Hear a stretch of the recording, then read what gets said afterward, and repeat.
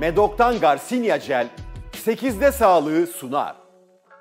Ben Esra Odman İyiyer. Bir şekilde kendimi anlatmam gerekirse herhalde öncelikle yazar koçu olduğumdan bahsetmem gerekli.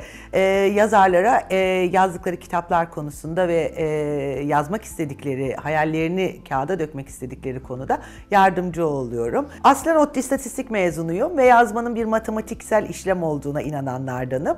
Bu yüzden de yazıyla istatistiği aslında bir araya getirdim. Ama tabii eğitim hiçbir yaşta ve hiçbir zamanda bitmiyor. Yazar koçluğu yapabilmek amaçlı olaraktan öğrenci koçluğu eğitimi aldım. NLP eğitimi aldım. Masal terapisti eğitimi aldım. Adli psikoloji eğitimi aldım. Eğitmenin eğitimini aldım.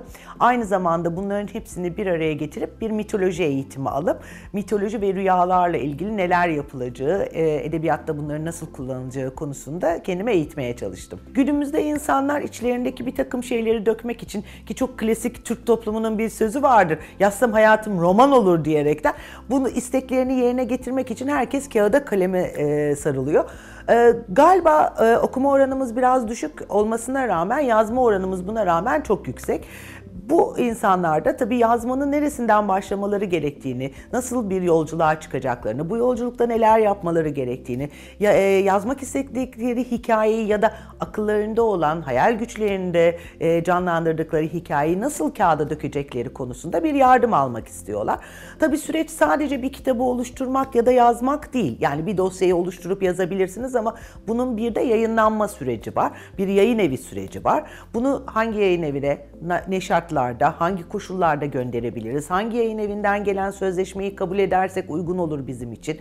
Ya da hangi şartlarda bir sözleşme imzalamamız iyi olur gibi soruların da hepsinin cevabını alacakları, yazdıkları her konuda destek alacakları bir kişi olaraktan, danışan olaraktan onların yanındayım sonuçta. Bir şeyi eğer ben sizin adınıza yazacaksam o gölge yazar oluyor.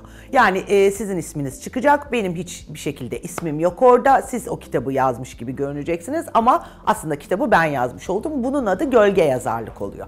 Bu bizim yaptığımız gölge yazarlık değil. Bu bir yol gösterme aslında. Olaya şöyle bakabilirsiniz. Matematik öğrenebilmek için bir ders almanız lazım. 2 kere 2'nin 4 ettiğini ya da bir çarpım tablosunda neler olduğunu görmeniz lazım, bilmeniz lazım, öğrenmeniz lazım. Yazmanın da belli şartları var, koşulları var. Yazmak sadece elinize kağıdı kalemi alıp da bir kağıdın üzerine bir şeyler yazmak ya da bilgisayarda tuşlara basmak değil. Yazma eylemi, özellikle kurgusal bir metin oluşturma eyleminin bazı kural ve şartları var.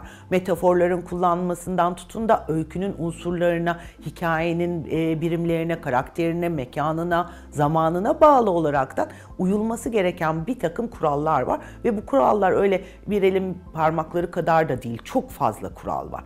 Bu kuralları bilerek yazı yazmak zorundayız. Eğer bu kuralları bilmeden yazarsak sabun köpüğü gibi bugün okunup yarın unutulabilen hikayeler çıkarabiliriz ortaya. Çünkü ilham dediğimiz şey, esin dediğimiz şey aslında öğrendiklerimizin hayat içerisinde karşılaştığımız bazı şeyleri sepetimizde atarak, arkamızdaki sepetimizde biriktire bizde oluşturduğu şeylerin sonucunda ortaya dökülendir. Yoksa ilham uzaktan bir yerden ya da esin uzaktan bir yerden gelip bizim yanımıza konmuyor ya da omzumuzda bulunmuyor. Bunlar bizim kazançlarımız, yani elde ettiğimiz hayat sürecince, yaşadığımız süreçte elde ettiğimiz, kazandığımız şeylerin getirisi. Ama tabii bunların bir düzene sokulması gerekiyor.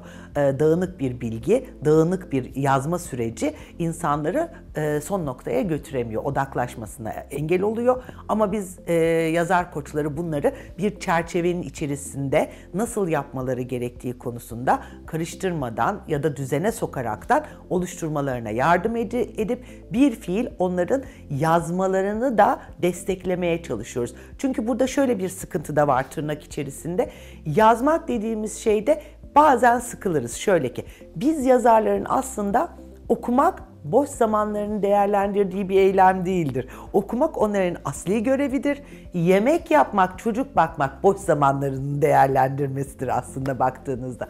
Bu anlamda baktığımızda da yazma eylemini gerçekleştirebilmek için sürekli pratik yapmak zorundayız. Sürekli yazmak zorundayız. Ben çok teşekkür ediyorum sizlere. Sağlıklı günler diliyorum herkese. Keyifli günler diliyorum.